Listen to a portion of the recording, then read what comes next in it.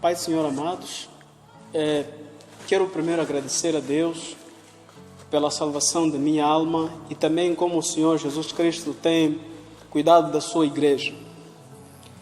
Hoje também vamos compartilhar a palavra de Deus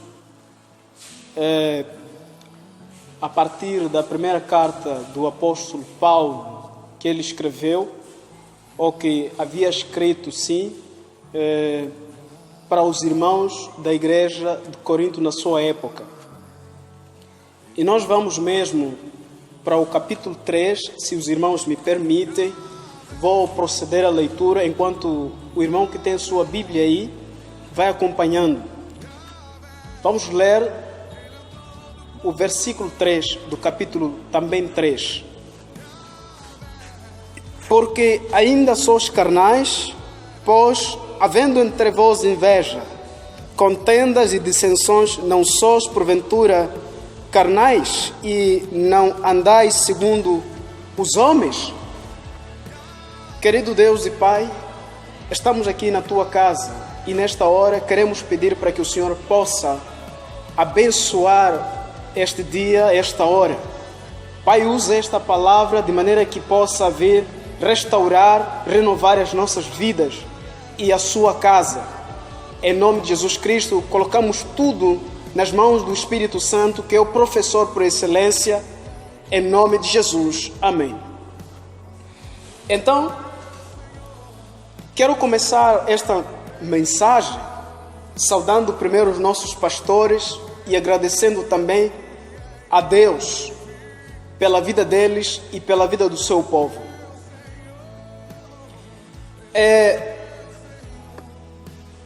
O nosso tema hoje vai mesmo basear-se nesse trecho que nós lemos.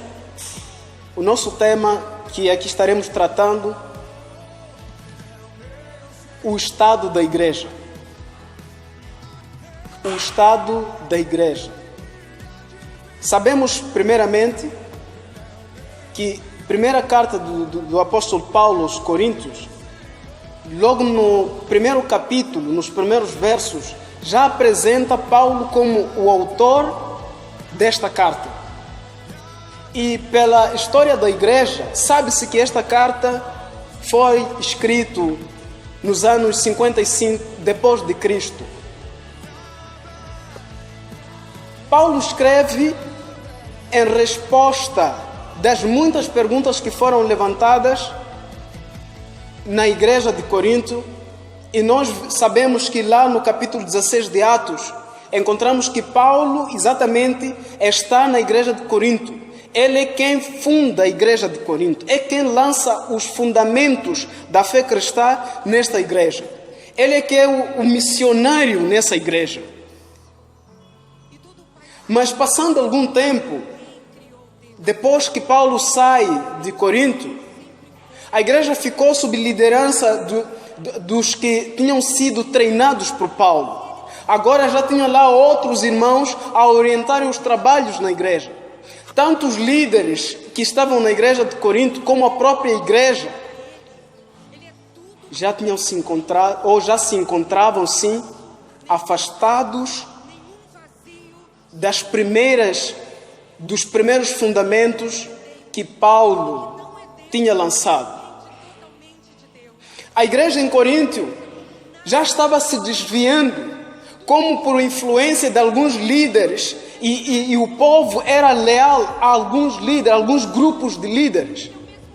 Outros diziam que eu sou de Paulo, outros diziam eu sou de Apolo, outros diziam não, eu sou de Cristo, e outros eram de si mesmos. O povo já se encontrava num estado em que era preocupante, ao ponto de alguns irmãos que conheciam a fé, que conheciam os fundamentos que Paulo primeiramente havia lançado, escreveram para o apóstolo: não, nós nos encontramos assim e assim. Na verdade, toda a primeira carta do apóstolo Paulo ocupou-se em falar de muitos assuntos que estavam acontecendo naquela época. Lá existiam irmãos naquela época, existiam crentes naquela época que até ousavam dormir com mulheres dos seus próprios pais. Para além desse, tinham também outros líderes com influência que já haviam lançado outros fundamentos. E com certeza que não tinha nada a ver com Cristo. Já lançavam outro fundamento.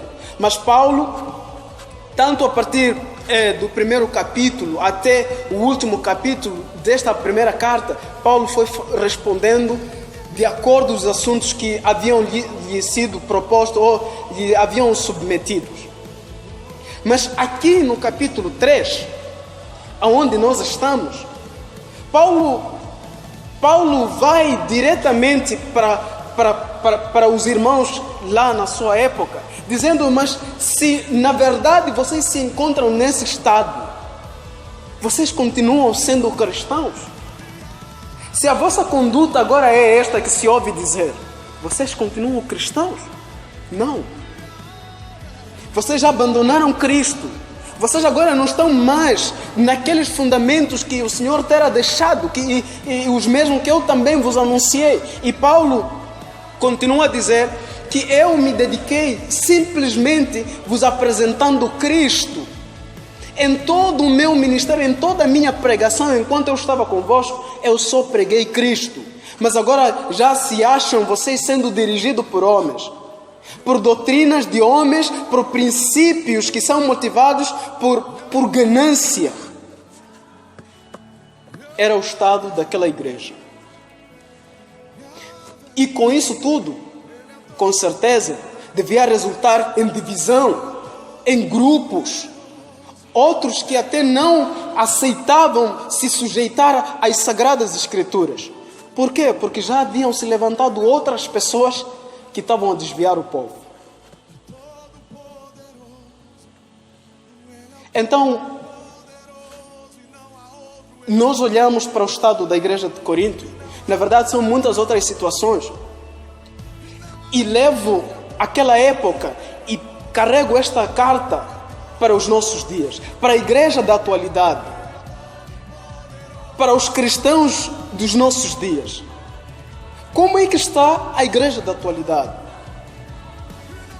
Como é que está a vida espiritual do povo que poderia representar Deus na terra? Como é que está a sua vida?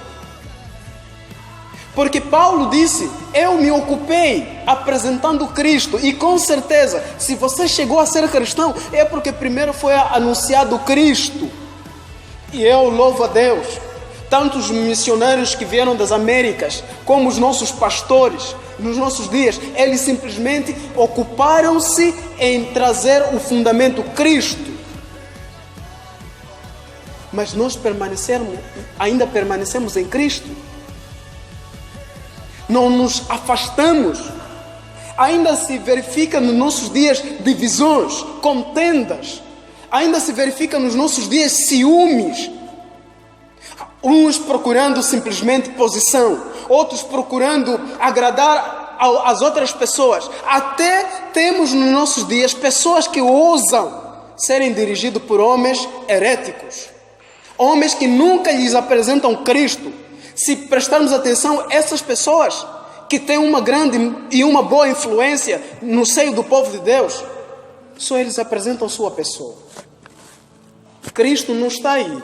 Não se preocupam mais com o que Cristo poderia querer que fosse feito. Sem deixar de lado, temos ainda nos nossos meios, nos nossos dias, temos ainda no seio da igreja da atualidade, cristãos que não querem se conformar com o que a Bíblia ensina. Começamos a ver que os ensinamentos bíblicos são doentes, são insuficientes para conduzir a nossa vida. Temos esse estado espiritual de alguns crentes nos nossos dias. Mas Paulo continua dizendo: então, se procedendo assim, somos carnais.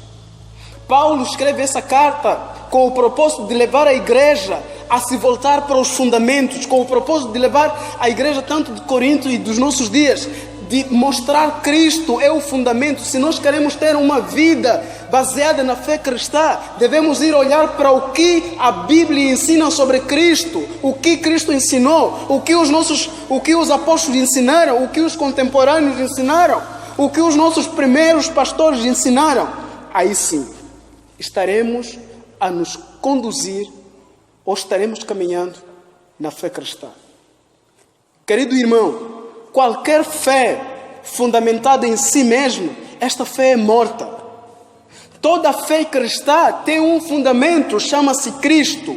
E se eu e você precisamos de alguma maneira sermos cristãos, o fundamento chama-se Cristo.